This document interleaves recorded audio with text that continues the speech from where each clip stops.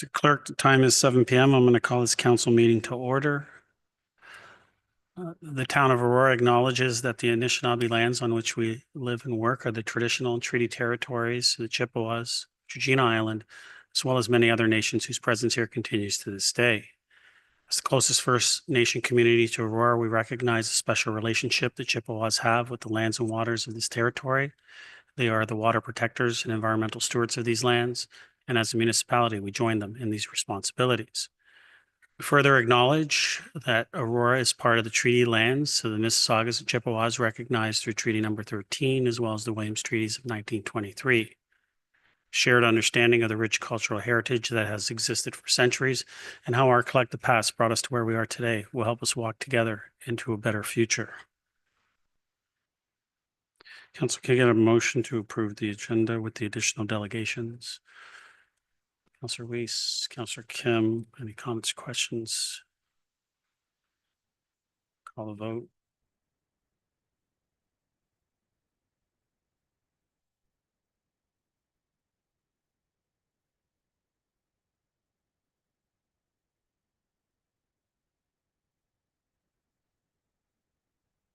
That carries. Any declarations of pecuniary interest?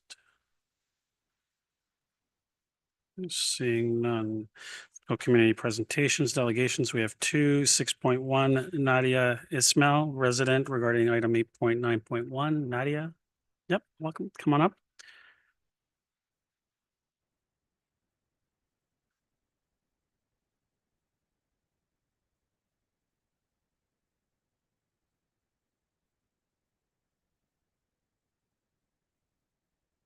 Welcome. If I can just get you to state your name, and you have 5 minutes, and the floor is yours.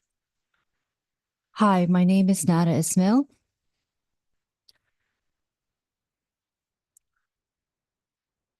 Good evening, Honorable Mayor and members of Council.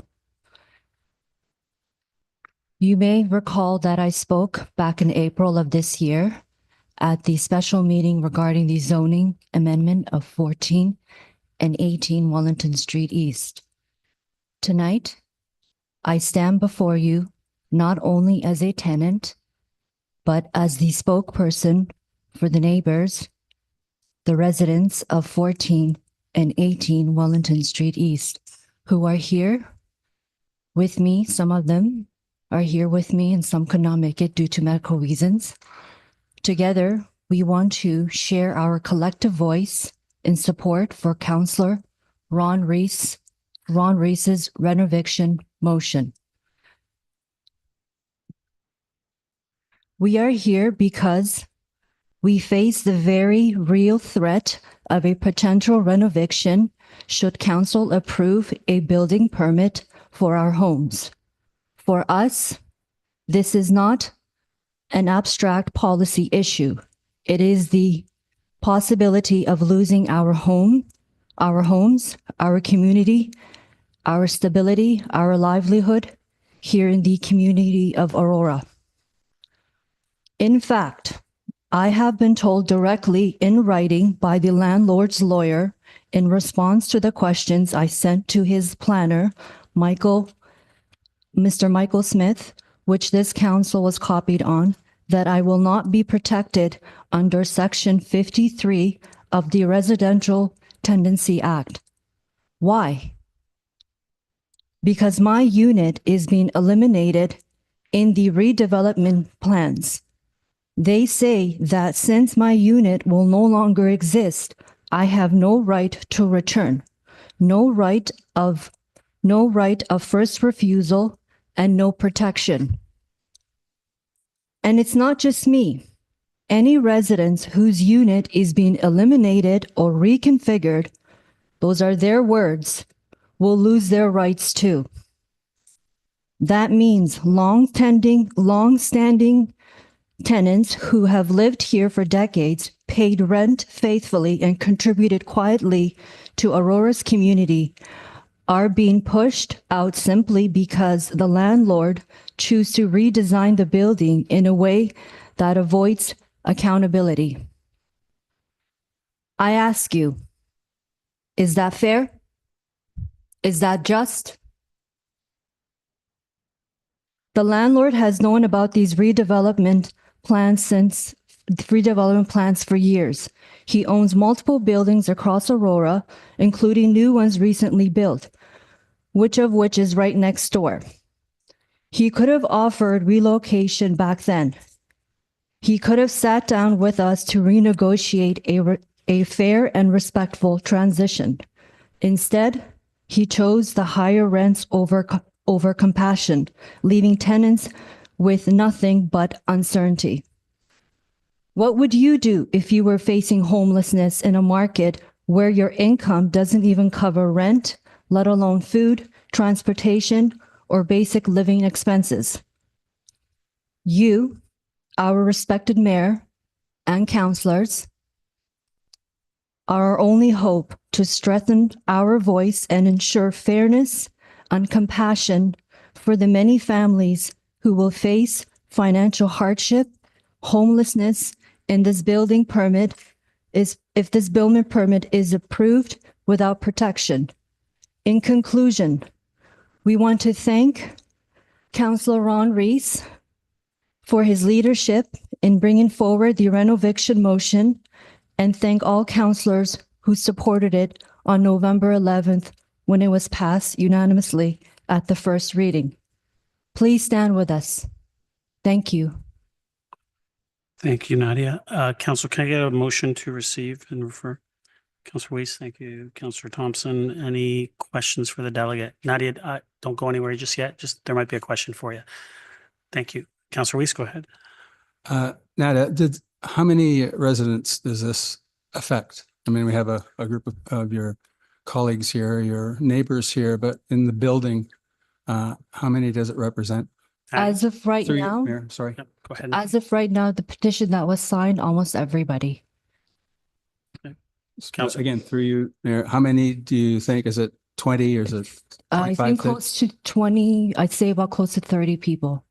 Councillor. Okay. And through you again, I don't know the answer to this question. Have you received any notice of eviction? You say you received a lawyer letter, but there's no notice of eviction through you, Mayor? I have not received a notice of eviction as of yet, but I did receive the lawyer's response to some of the questions that I have asked the developer, Michael Smith. And that's the only form of communication that I have received regarding this matter. Nothing formal from the landlord or the property manager. Councillor. Okay, thank you. Some clarification. Thank you. Any other questions for the delegate? Seeing none, Nadia, thank you very much for coming out this evening. Council, I'll call the vote.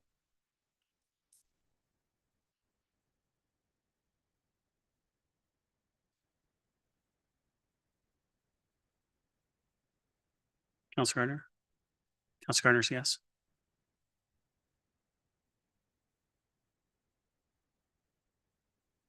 That carries. Next delegation, 6.2, Shawn Deane, resident, regarding item 8.9.4. Mr. Deane, welcome. You have 5 minutes and the floor is yours.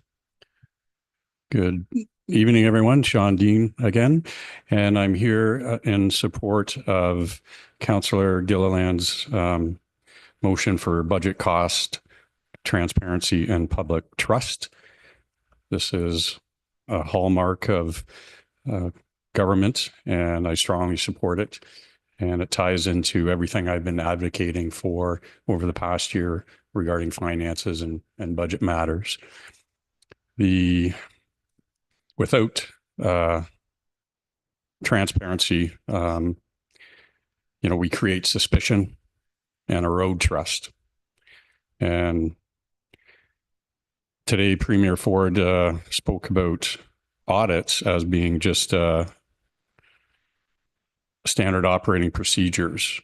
And with respect to more trust and transparency, I also support Councillor Weese's motion to inquire about the Sports Hall of Fame. And I know, Mr. Mayor, you opposed. Mr. Deane, I'll ask you to stick specifically to what you came here to speak about, 8.9.4. Okay, yeah, Thank you. So it's trust. Okay. So I'm talking about trust. So the Municipal Act says ensuring accountability and transparency is one of Council's roles under Section 224 of the Municipal Act. and is a priority in maintaining public trust. Councillors are, of course, accountable to the public as elected officials. However, it is also important that procedures and policies are clearly set out, accessible, and that the day-to-day operations of the municipality are transparent. Ontario municipalities and members of council operate under legislative accountability and transparency framework that includes rules and municipality and rules for members of council and local boards. Local accountability and transparency frameworks consist of a mix of requirements and options. Discretionary options for municipalities include appointing additional accountability officers such as municipal ombudsmen and auditor generals. Municipalities may also wish to adopt a broader range of local policies than those mandated under Section 270 of the Municipal Act. And of course, failing all of that, there's an integrity commission. So with respect to trust, I was referencing those other examples, Mr. Mayor, if you'd allow me some latitude, that these are also elements of transparency for the public. And as my councillors and my representatives, if they cannot obtain information, that's concerning for me. If I can't obtain information through freedom of information requests, that's concerning. And it's not kind of government I want to be a part of. And so this transparency component ripples through many other issues on the agenda tonight. And specifically that one with respect to any financial activity should not be withheld from a councillor. And if it is, my suspicion grows. And now I will be staying tuned to find out if there's something to be suspicious about. A general practice is there shouldn't be anything to hide. And hopefully these individuals who have been asked for information just come forward and find a way to have trust restored. And I don't suspect there's anything nefarious, but without a system and policies and procedures in place with oversight, would allow bad actors to grow and potentially unscrupulous conduct. So if everyone in the town knows that they can be randomly audited and the cookie jar is always monitored, there will be less misappropriate behavior. And I need reassurance because I'm the one that's declared no confidence. And so some of these decisions erode my confidence and my trust. Thank you for your time. Thank you. Any questions for the delegate?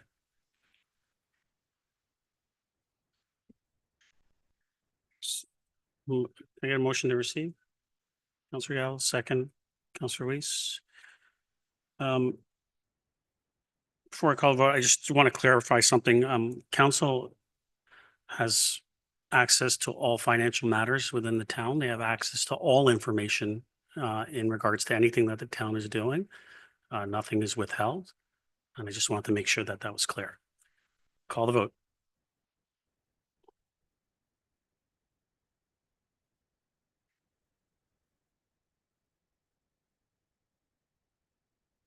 That carries. Thank you, Mr. Deane, for coming this evening. Council consent agenda. Someone want to move the consent agenda? Councillor Gallo, Councillor Thompson. Are there any items that anyone wanted out there? Otherwise, okay, I'll vote.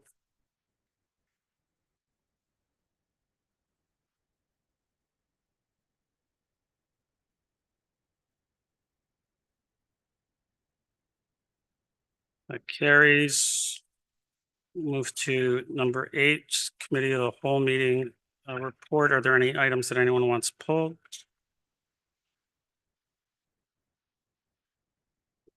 Councillor Gilliland? Thank you. 8.3.1 and 8.5.2.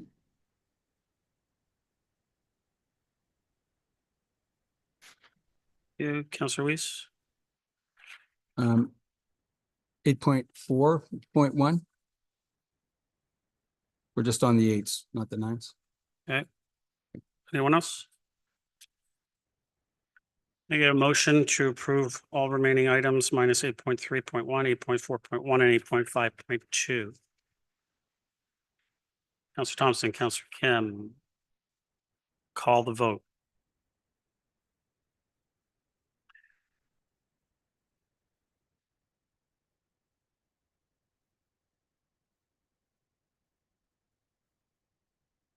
That carries. 8.3.1, Councillor Gilliland, you pulled this one. Did you want to move? Yeah, no, I'll move the recommendation. Thank you. Seconder? Councillor Thompson. Go ahead, Councillor Gilliland. Thank you. I did have some outstanding questions. I want to make sure we're on the Aurora Town Square item, correct? Just want to make sure. Yes, Phil's here. Mr. Rose is here. Go ahead.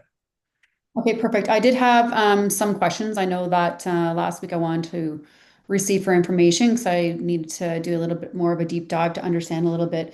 So I did have some questions for staff. First one is your projections assume a 5-year ramp up period. And I want to know specifically what revenue benchmarks that the Aurora Town Square must hit each year in order to avoid increasing any of the tax levy pressure. And what happens if those targets aren't met? Rose?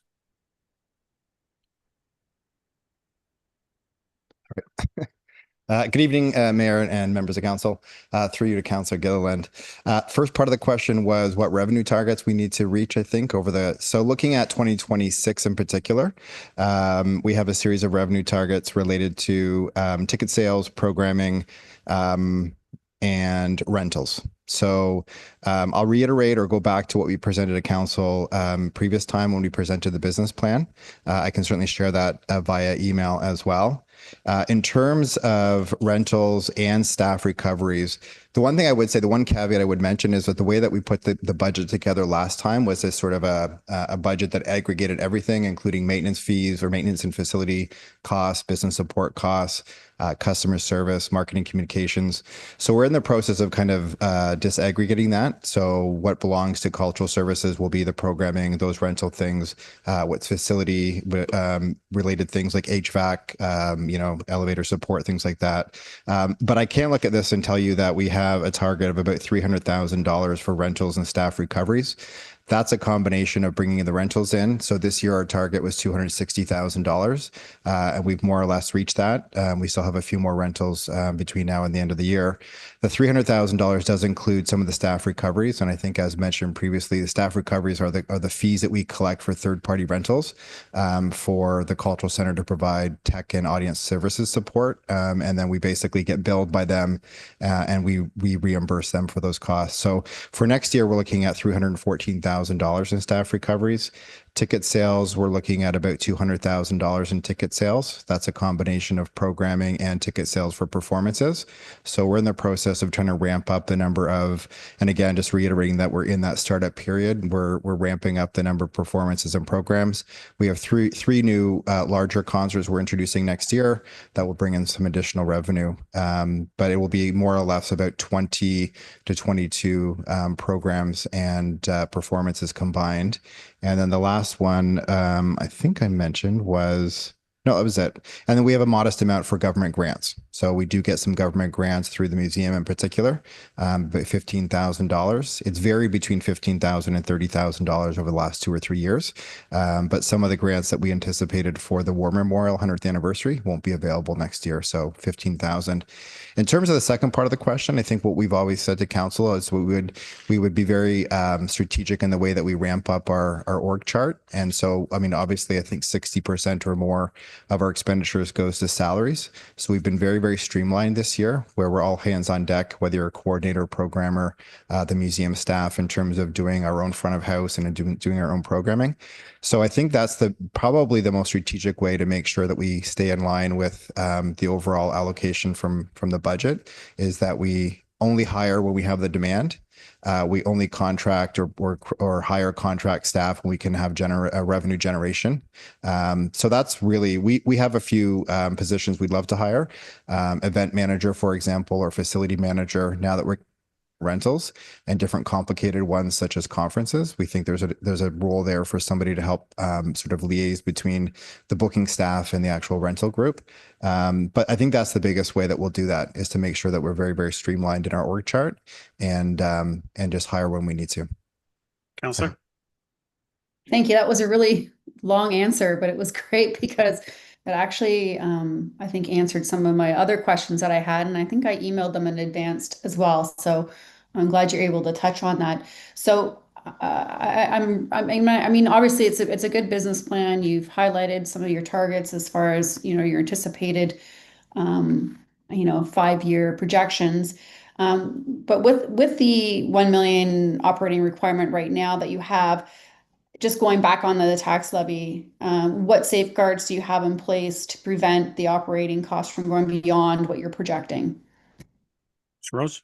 Through Mr. Mayor, I would reiterate staffing again is one that we're just going to be strategic on. So that's how we can do that this year, because we've been in year one. We've been able to really be cautious of our expenditures as the revenue grows. So we've been quite good in making sure that we haven't fully spent all of the lines as our expenditure lines as we've ramped up, and we're kind of getting you know, hitting our stride a little bit now. And we figured out, I think, now what resonates with the community. For example, tonight we have our first large theater production with sold out show, and we've realized that's the first time we've done that. So we'll do that again. A number of cultural festivals and events that we've done that have resonated, and we kind of have a better sense of the kind of music that we can provide, music concerts that we can provide that the public likes to see. So I think we've got the formula down. So now that we've got the formula down, it's just a matter of, again, ramping up in what we're doing in terms of the frequency.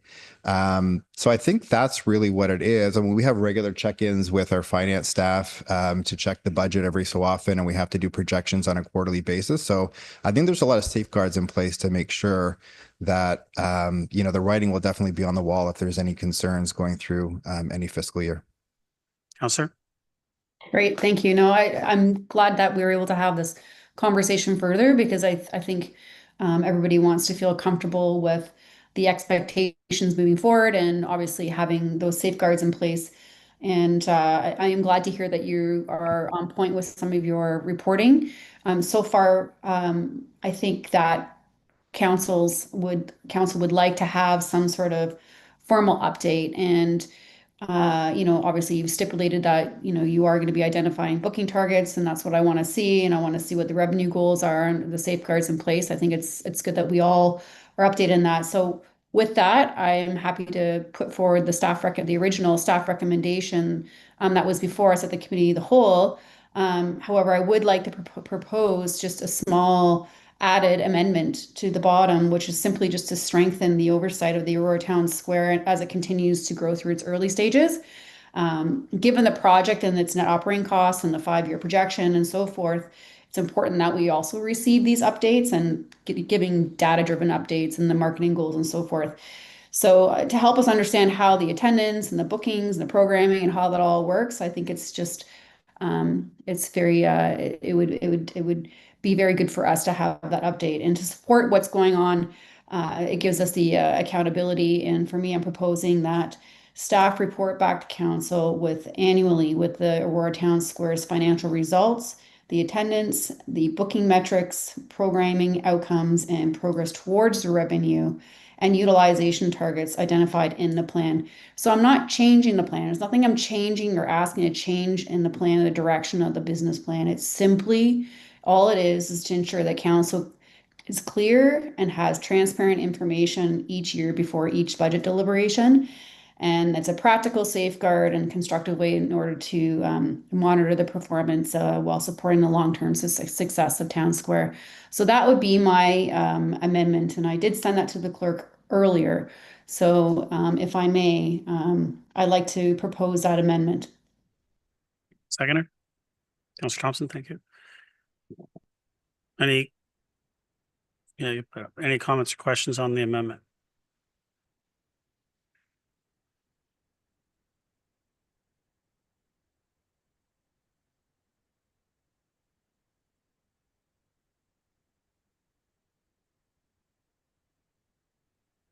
Any comments on the amendment?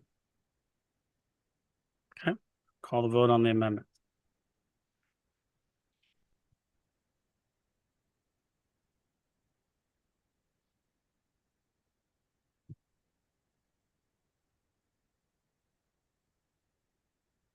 Carries. Back to the main motion as amended. Councillor, did you have anything else? No, I don't think I had anything else. I just wanted to put that little added piece of tidbit for the reporting back, and as long as we get that before the budget, I think it's good for us to be able to have that information in one package and have that expectation. Thank you. Yep. Thank you. Councillor Thompson. Thank you. I was actually going to raise the same point. I know in the executive summary, it talks about the performance measurements, and there's a point in there about regular reporting will ensure transparency. And so just as Councillor Gilliland had raised, I think it's important that we see what the progress is. I know the amendment that just passed speak to it annually, but what was the intention through Mr. Mayor to fill in terms of regular reporting? Were you thinking of doing it annually, or would there be a midterm report just showing how progress would become? Mr. Rose. Through Mr. Mayor, I think our thinking was that we would do it annually and try to align it a little bit with the budget process. But we're happy to come back as many times as council would like. I mean, we're happy to keep Town Square in everybody's minds and report back on all the good stuff happening there. So if it's quarterly, if it's 2 times a year or annually, we haven't really thought about that, I don't think, but we're happy to do whatever council wishes. Councillor. Thank you. I mean, my initial thoughts was just, a midterm report, every 6 months come back, especially from a progress, especially since it's so new and still we're trying to drive the business model. Is there more that can be done or not? Or if there is an issue, we can address it sooner rather than later. Quarterly, I think, is too onerous to be able to manage that. But my initial thought is every 6 months. But the motion went forward. I'm happy to support it that it's annually. But I just find that an annual report, then you're really looking back, and it's too late to change anything. If for whatever reasons bookings aren't where we want it to be, or there's some issues, if it at least comes every 6 months, then council may choose to take a more direct approach to be able to assist and drive what we hope is a very successful year. Thank you.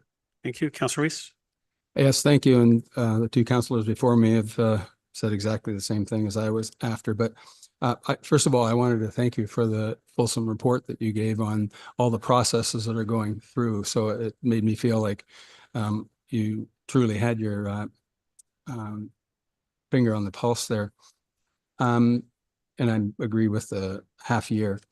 But let me ask you, the financial plan, have you done a financial plan 3 and 5 years out through you, Mayor?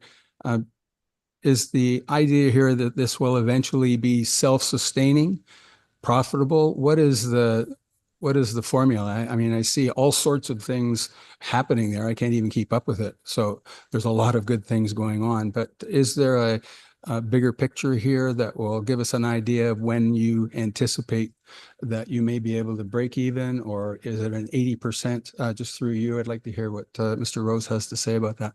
Mr. Rose. Through Mr. Mayor, break even is not likely. A cultural facility like this, the amount of staff and again, the amount of things that are happening.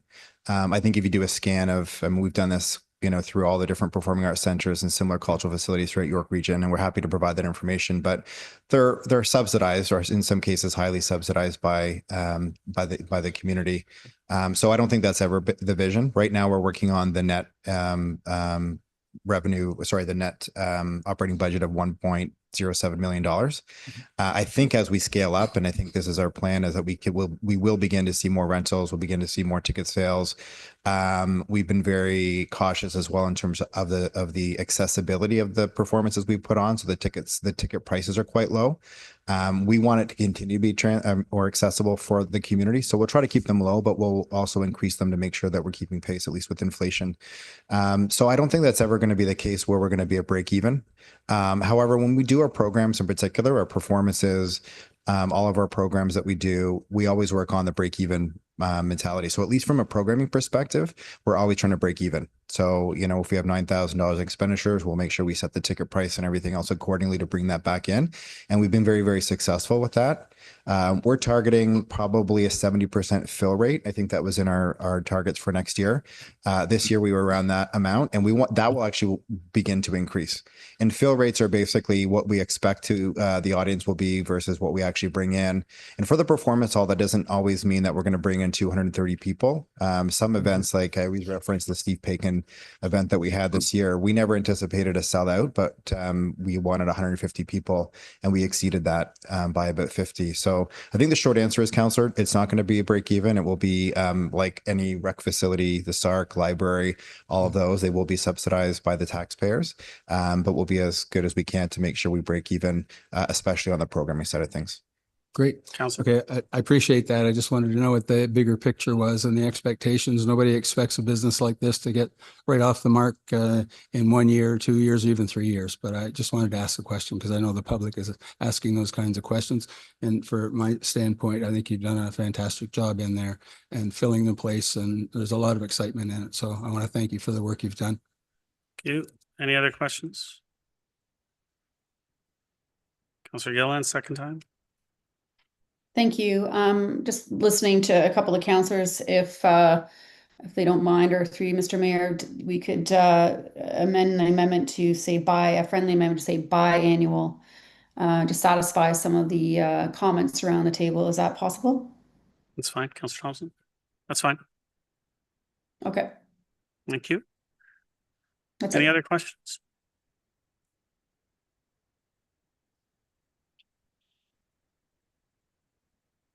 I will call the vote. It's going to go up on the screen in a second. There you go. Nope. Oh. There it is, biannually. So I'll call the vote.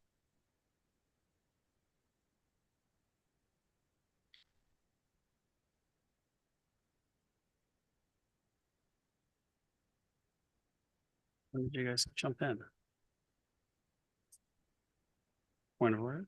I'm going to tell them right now. Yeah.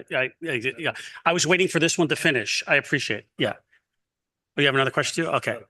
Nadia and everyone here for that one issue, it's passed on consent. So it's done. So you don't have to sit there and wait unless you want to watch the rest of council. That's up to you guys. I'll leave it up to you. Okay. Okay. You're welcome. Yeah. Councillor Gallo? I just for clarity, did you pull number 9? No, the 9. We're not there. We're not there. They're items for consideration. Yeah. Okay, 8.4.1. Councillor Weese, you pulled this. Did you want to move it? No, I made a mistake. I wanted the previous one up, but I just made the wrong number. So I'd like to take that off. Well, we'll just have to call the vote. So if I can just get you, do you want to move it? Yes. Thank you. Seconder. Councillor Gallo, thank you. Any questions on this one? Call the vote.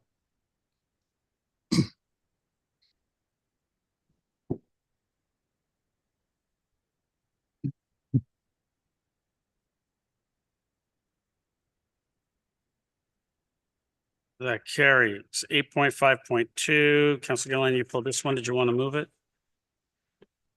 Yeah, I will move it as staff recommendation. Thank you. Seconder. Councillor Weese, thank you. Go ahead, Councillor Gilliland. Thank you. I did have some questions that I did ask staff in advance, and I do want to ask them for the public to hear some of the answers, and I will have some follow-up questions. The first one was if staff could clearly define the thresholds and the criteria that you'll end up using to decide whether an incentive is financially feasible, especially regarding the reserves impact and the long-term capital plans. Through Mr. Mayor. Ms. Mrakas. Through you, Mr. Mayor. So as you're aware, the town maintains a 10-year capital growth plan, and that is funded significantly by development charge revenues. To ensure these growth plans remain financially feasible, we regularly assess the financial health of the underlying reserves, including development charges that pay for these capital needs.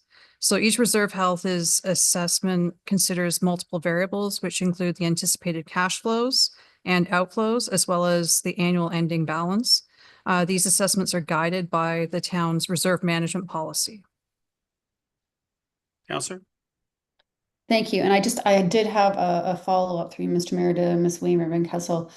You did mention the reserves, and they must stay with acceptable limits within the reserve management policy. But can staff, and I know this may not have an answer, tonight. Can staff quantify what those limits are for each of those major DC reserves so council can understand the tolerance range? Ms. Mary Van Kessel. Through you, Mr. Mayor, the best indication of what our financial forecast for DC reserves is in the reserves and debt management section of the 2026 budget. That gives us our full 10-year fiscal plan relating to development charges. And it also has a number of underlying assumptions relating to the revenue forecast. So this is part of what would be contributing to that revenue forecast and adjusting the revenue forecast to do that evaluation to ensure the capital plan is still feasible and financially feasible. Councillor. Okay, so I'll refer to that. I just wanted to know if we had some sort of a tolerance range that we could point to, but I understand I'm kind of putting you on the spot. Through you, Mr. Mayor, to Ms. Van Kessel, my other question was, given that the region is requiring us to match or exceed their incentives, and this was one of my concerns, was how will staff ensure Aurora is not pushed into commitments that don't align with their own financial or planning priorities? Ms. Mary Van Kessel. Through you, Mr. Mayor, so the town's participation in these York Region policies is not mandatory. As per the policy that's under consideration this evening, the town will only enter into commitments under York Region's applicable policies if it is financially feasible to do so. As mentioned previously, the financial feasibility assessment will strive to ensure that all of the town's planned growth needs continue to be met. And I believe that Planning and Development Services would also agree that many of York Region's development policy objectives align closely with those of the town and the province.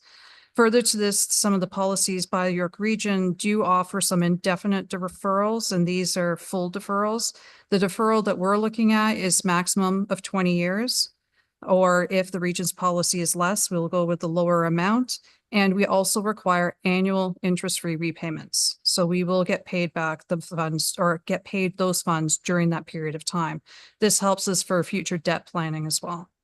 Councillor. Okay, thank you. That actually answers my follow-up question, so I won't ask that. My final question was the internal checks and the oversights on the mechanisms that are in place to ensure that we need for all the timely approvals.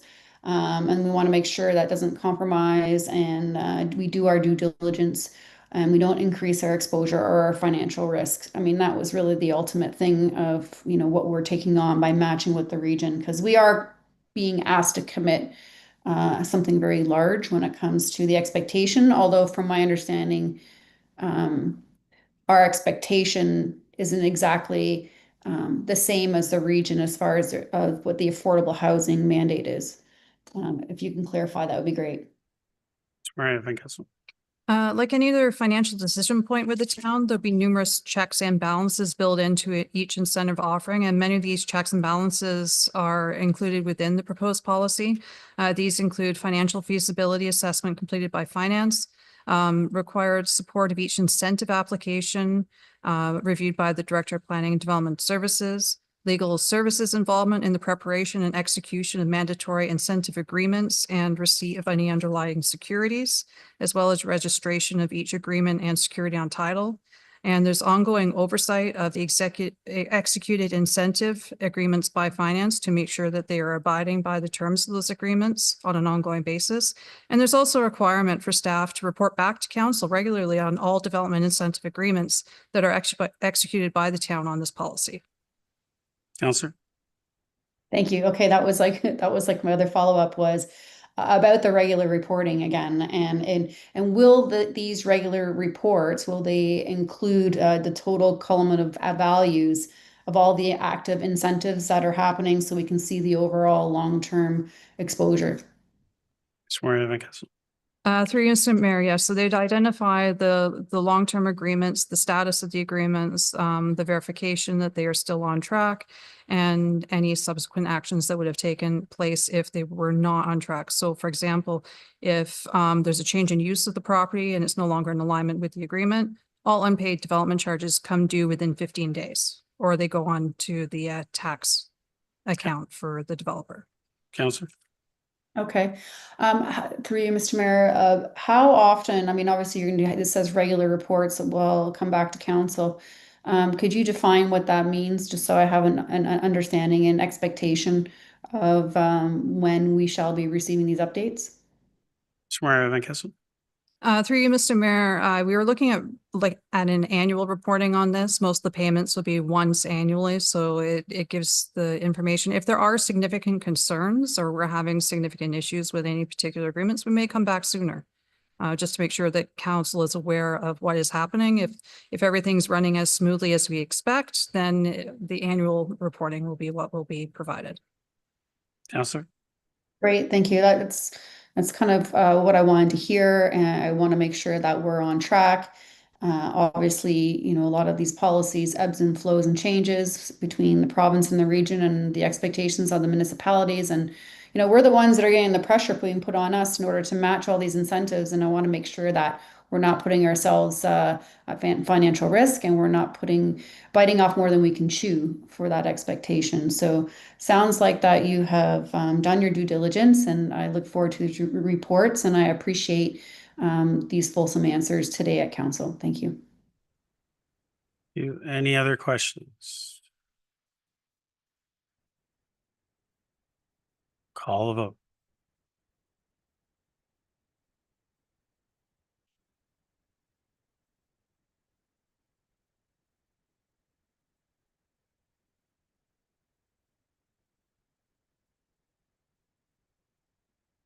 Carries.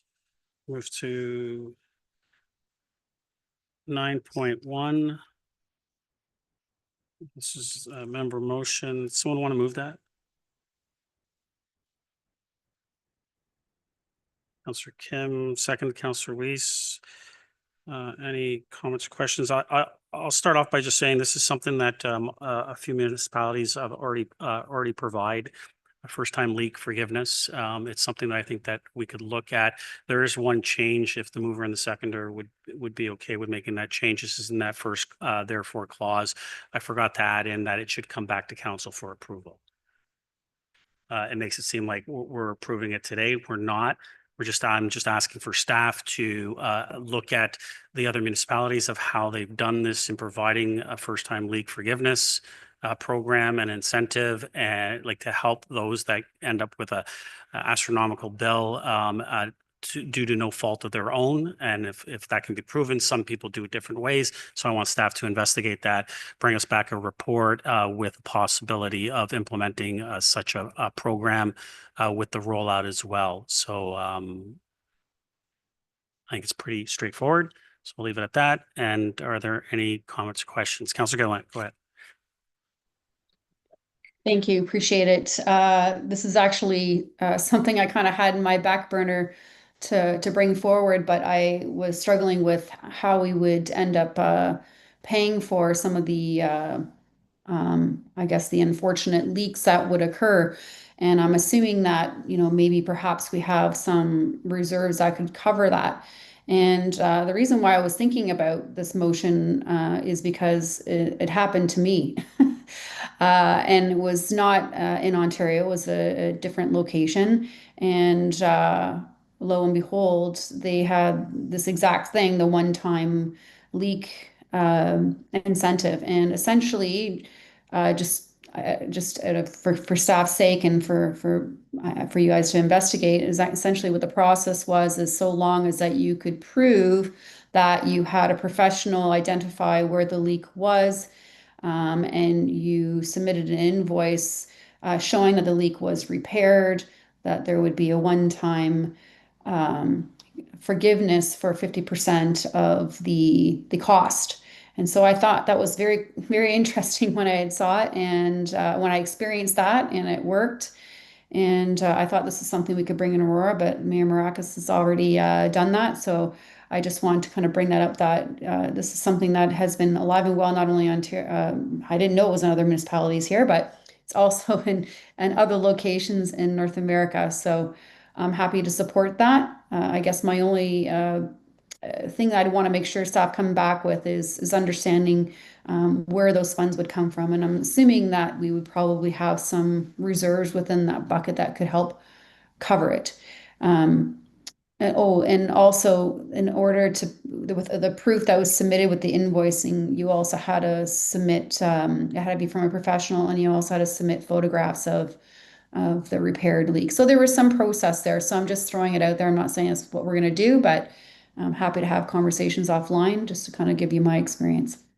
Thank you, Councillor. Yeah, and we did look at already in presenting the motion, we did look at a few municipalities that do it. And it's exactly as you mentioned, some do provide a way that it needs to be, you have to have that proof that it's been, not only that the leak occurred and it wasn't due to any fault of the homeowner, but it was also fixed. And then at that time, you'd go through the process for a rebate, or I guess a credit due to the bill that came in. So I know staff are gonna, that's the point of the motion, is for staff to look at all those details and bring them back for us. And I'm sure if any of us have any comments or questions, we can talk to Ms. Wainwright Van Kessel about some of the things that we would like to see when that report does come back. So thank you for your comments. Councillor Weese? Thank you. And I too agree with the motion and can support it. I had a couple of same questions about the how a leak is defined, and that's been identified here. But could you give me an idea through you to Ms. Wainwright Van Kessel, because it's happened in my ward a number of times and it's painful to see, and it just seems unfair. However, somebody has to pay. Could you give me an idea of what the impact of this would be on an annual basis? I could have asked that to you earlier, so you're prepared, but do you have a guess of the magnitude of this through you to Ms. Wainwright Van Kessel? Ms. Wainwright Van Kessel, do you have a rough estimate? Through you, Mr. Mayor. So generally throughout the year, like significant leaks, we may see maybe a couple of them on an annual basis. That might be more than $1,000. So it's getting into more significant areas, but they're not that frequent. But one of the things is we are getting close to the automated read technology coming out, and we really want to communicate that out to people because it will help homeowners manage their water as well. And identify leak, and it'll help us also, as well as homeowners, identify leaks when they start. That was my next question, is about the automated water meters and the communication, so people are aware of it early, so they don't have to go for 2 or 3 months and suddenly find out they've got a big bill. So I appreciate the answer. Thanks very much. Thank you. Any other comments or questions? Call the vote.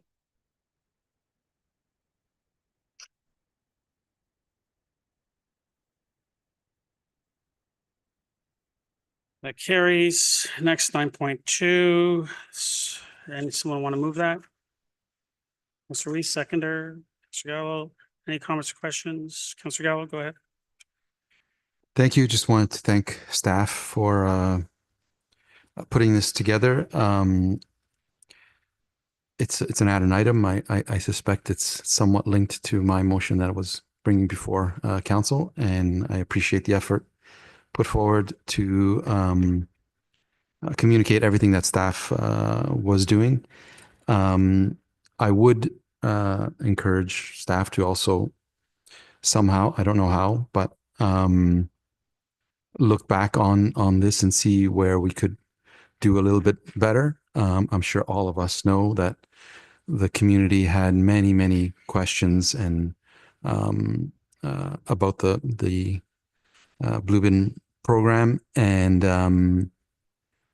we just have to figure out how to do our best to answer those. So in a nutshell, just a thank you, and I'll be removing my motion for December. And happy to see this, and that the community can see everything that staff did. Thank you. Thank you, Councillor. Councillor Reese, go ahead. Yes, thank you. And I don't know if this is the right time to bring this up, but I've seen some correspondence and communication out just recently from today about the size of the bins and opportunities. Is this an appropriate time for us to get a bit of a report on that communication so it becomes public and we can start spreading the news around through you, Mayor, to whomever? Yeah, so I mean, I can start, and then Ms. Smith can continue on if she needs to. Mayors were just notified by GFL and Circular Materials in regards to some of the links, and that everything will be going live tomorrow, Wednesday afternoon, in regards to residents being able to request an exchange for the 65 gallon. So a lot of the mayors have already put it out. I've relayed that message to Ms. Smith, as well as Circular Materials has relayed that message to our staff as well. So they're going to have stuff prepared from a town perspective and get that messaging out, I believe, tomorrow as soon as they can. But once again, I'll remind everyone, it doesn't go live until, from a circular material perspective, it doesn't go live until Wednesday afternoon. They haven't given us a specific time. They just said Wednesday afternoon. And there will be a considerable amount of answers to a lot of the questions. So there'll be a fact section within Circular Materials website. So when residents do go visit there, they'll be able to get a lot more answers to the questions that they have. That was one of the issues that we all talked about with Circular Materials, is that they did a poor job from communication standpoint to get these messaging out right across the region. And so we've ensured that they're going to start really stepping up when it comes to communication, because ultimately it's their job, it's their program. They need to start telling people where and when and how, instead of just us. So, yeah. Great. Sure, the residents are ready to receive that information. Thanks. Absolutely. Thank you. Any other comments or questions? Call vote.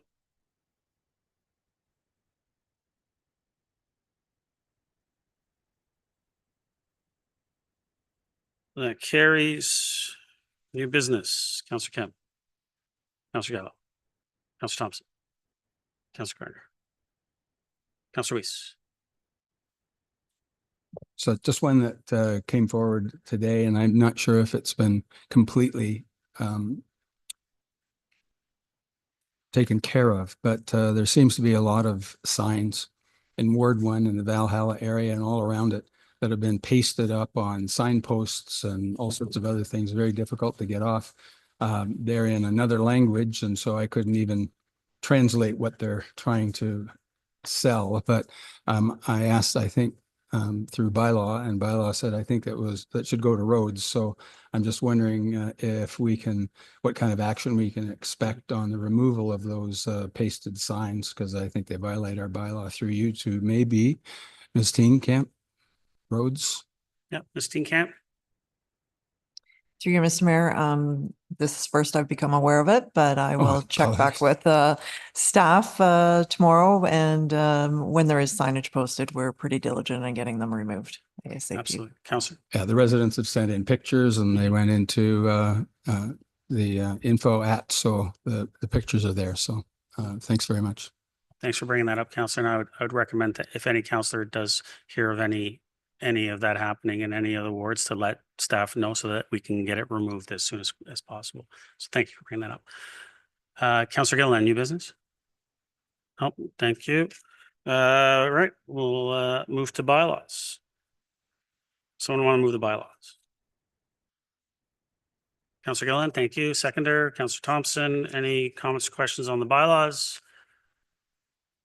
Call vote.